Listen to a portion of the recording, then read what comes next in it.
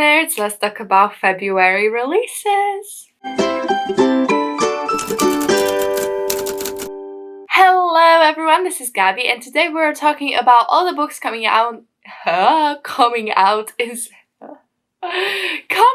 February 2022. Jesus, that was hard. So if you don't know, every month I tell you what books are coming out, and every month you vote on book you want me to review. So let's jump into it. Remember, there's a poll down below.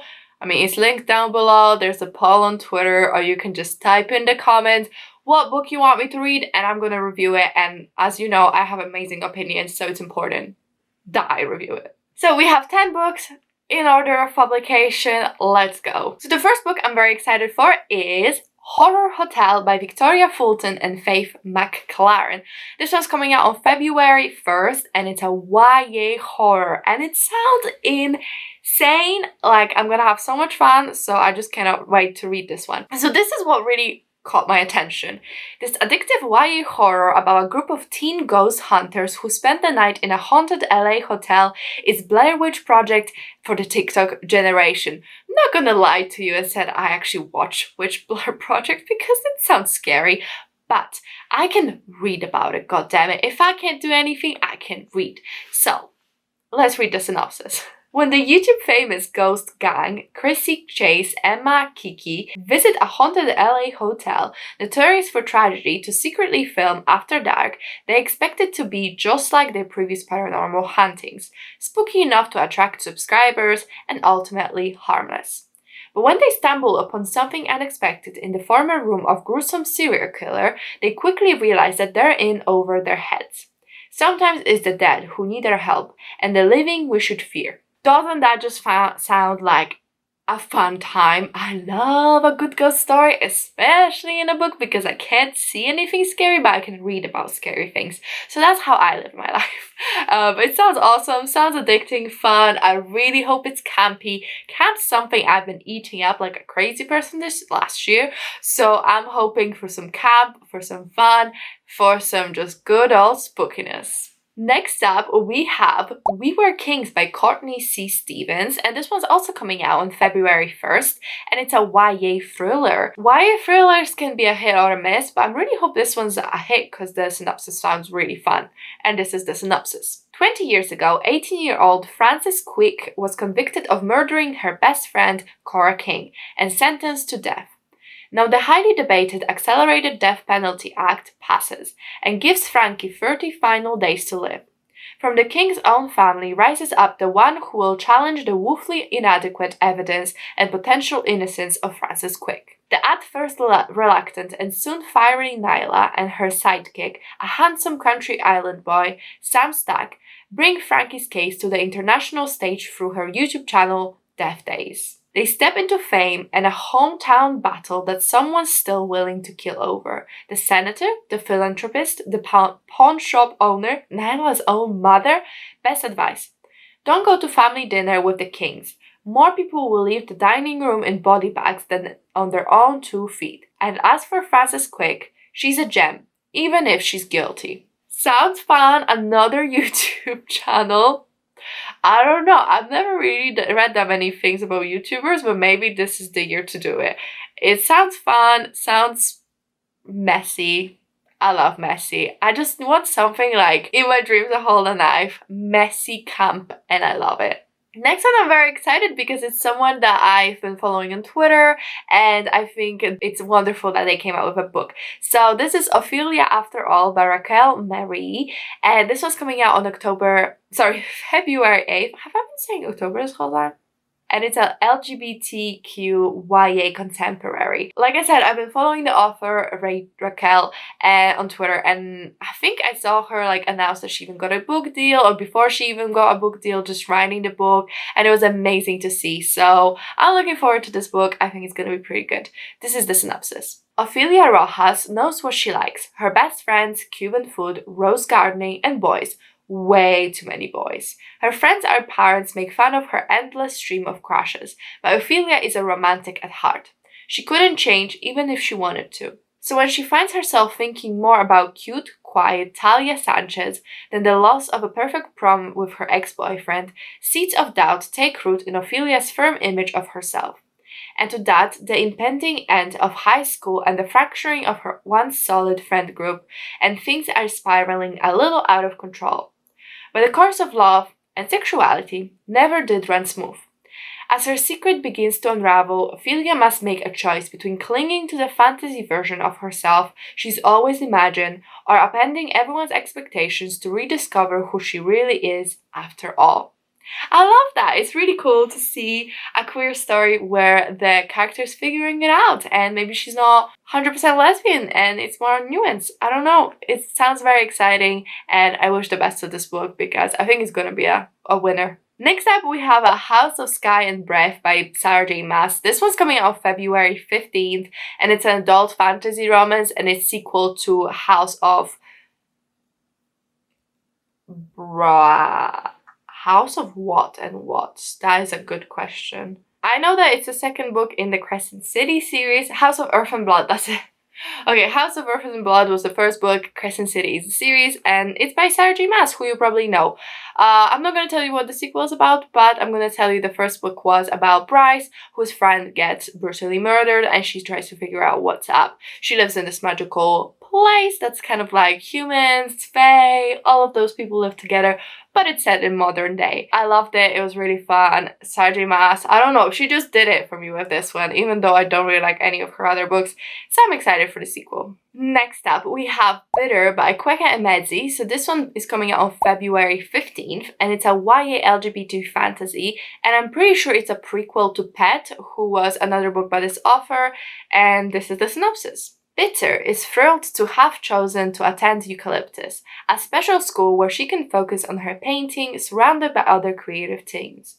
But outside this haven, the streets are filled with protests against the deep injustices that grip the town of Lucille. Bitter's instinct is to stay safe within the walls of Eucalyptus, but her friends aren't willing to settle for a world that the adults say is just the way things are. Pulled between old friendships, her creative passion, and a new romance, Bitter isn't sure where she belongs, in the art studio or in the streets. And if she does find a way to help the revolution while being true to who she is, she must also ask, at what cost?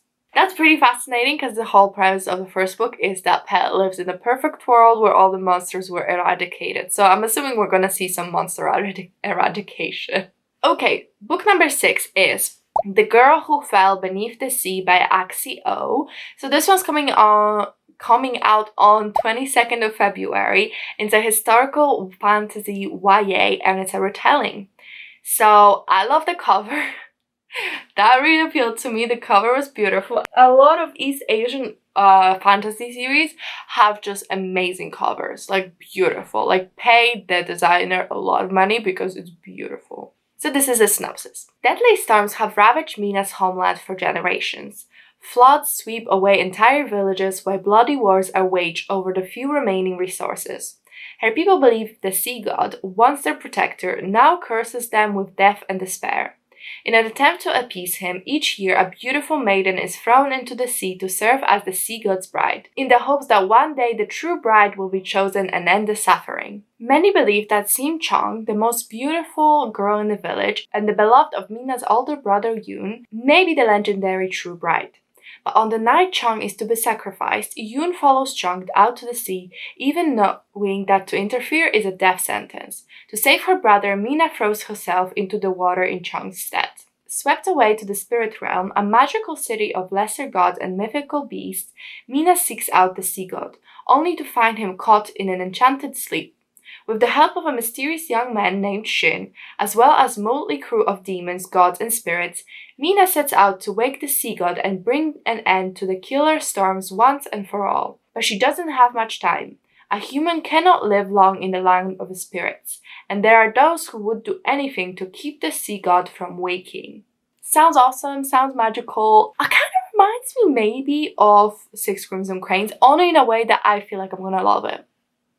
Don't know if that's reasonable, don't ask too many questions. Next book is Only a Monster by Vanessa Len, and this one's coming out also on 22nd of February, and it's a YA paranormal fantasy. Looks and sounds very good, and this is the synopsis. It should have been the perfect summer. Sent to stay with her late mother's eccentric family in London, 16-year-old Joan is determined to enjoy herself. She loves her nerdy job at the historic Holland House, and when her super cute co-worker Nick asks her on a date, it feels like everything is falling into place. But she soon learns the truth. Her family aren't just eccentric, they're monsters with terrifying hidden powers. And Nick isn't just a cute boy, he's a legendary monster slayer who will do anything to bring them down. As she battles Nick, Joan is forced to work with the beautiful and ruthless Aaron Oliver, heir to a monster family that hates her own. She'll have to embrace her own monstrousness if she is to save herself and her family, because in this story, she is not the hero. I am sensing some good romance. That's my takeaway. Book number 8 is Tripping Arcadia by Kit Mayquist. So this was coming out on 22nd of February as well, and it's a LGBTQ plus thriller and a modern gothic. So I am very excited. You know, I do love a modern gothic. So this is the synopsis. Med school dropout Lena is desperate for a job. Any job. To help her parents who are approaching bankruptcy after her father was injured and laid off nearly simultaneously. When she is offered a position against all odds working for one of Boston's most elite families, the illustrious and secretive Verdoes, she knows she must accept it, no matter how bizarre the interview or how vague the job description. By day, she is assistant to the family doctor and his charge, Jonathan, the sickly, poetic, drunken heir to the family empire, who is as difficult as his illness is mysterious. By night, Lena discovers the most sinister side of the family, as she works overtime at the lavish parties, helping hide their self-destructive tendencies and trying not to fall for Jonathan's alluring sister, Audrey. But when she stumbles upon the knowledge that Verdot patriarch is the one responsible for the ruin of her own family, Lena vows to get revenge, a poison-filled quest that leads her further into a hedonistic world that she ever bargained for, forcing her to decide how much or who she's willing to sacrifice for payback. Sounds ruthless and amazing, and I am very excited about it. Next up we have Extasia. Extasia?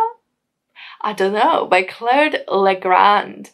So this one is also coming out on 22nd of February, and it's a YA fantasy horror with LGBTQ plus characters. This is by author of Soccer Girls, and it says it's perfect for fans of The Handmaid's Tale and The Gracier. I have read neither, but both appeal to me, so I thought this one would also appeal to me. I mean, I'm a simple girl, you know that. So this is the synopsis. Her name is unimportant. All you must know is that today she will become one of the 4 saints of Haven. The elders will mark her and place the red hood on her head. With her sisters, she will stand against the evil power that lives beneath the Black Mountain, an evil which has already killed 9 of her village's men. She will tell no one of the wide-eyed beasts that follow her, or the faceless grey woman tall as houses, or the girl she saw kissing in the elm grove. Today she will be Saint of Haven. She will rid her family of her mother's shame at last and save her people from destruction. She is not afraid. Are you? Ooh. Sounds good. And the last 10th book I'm super excited about is The Paris Apartment by Lucy Foley. So this one's also coming out on February 22nd. Apparently that's the day where all the shit goes down. I don't know. But it's an adult thriller, and I talked about it in my most anticipated books of the year. So you know I'm excited. So Lucy Foley is the author of The Guest List, which I didn't like, but I can see potential, and I'm excited to try more of her stuff. So this is the synopsis. Jess needs a fresh start. She's broke and alone, and she just left her job under less than ideal circumstances. Her half-brother Ben didn't sound thrilled when she asked if she could crash with him for a bit, but he didn't say no, and surely everything will look better from Paris. Only when she shows up to find a very nice apartment, could Ben really have afforded this? He's not there. The longer Ben stays missing, the more Jess starts to dig into her brother's situations, and the more questions she has. Ben's neighbors are an eclectic bunch and not particularly friendly. Jess may have come to Paris to escape her past, but it's starting to look like it's Ben's future that's in question. The socialite, the nice guy, the alcoholic, the girl on the verge, the concierge. Everyone's a neighbor, everyone's a suspect, and everyone knows something they're not telling. Oh my god, that's probably the quickest I ever got for this video. I don't know why. I had a lot of books to talk about. I'm excited about all of them, but you know, it's a bit hard to talk to you details when I've not read any of them or heard anything about them. But I'm still excited. I think all of these sound very good. So let me know in the comments, what book would you like me to read and review? I'm gonna link the poll as well. Probably not gonna have all the books on it because I know I am reading House of Sky and Breath. I just know I'm reading it anyway, so you don't need to vote on it. Don't worry. You're gonna have a dedicated vlog where I cry. It's gonna be a great time. So let me know what book you're excited for. Let me know which one would you like me to read. Thank you so much for watching. I really, really appreciate it. But that's it from me, and I'll see you in my next one. Bye!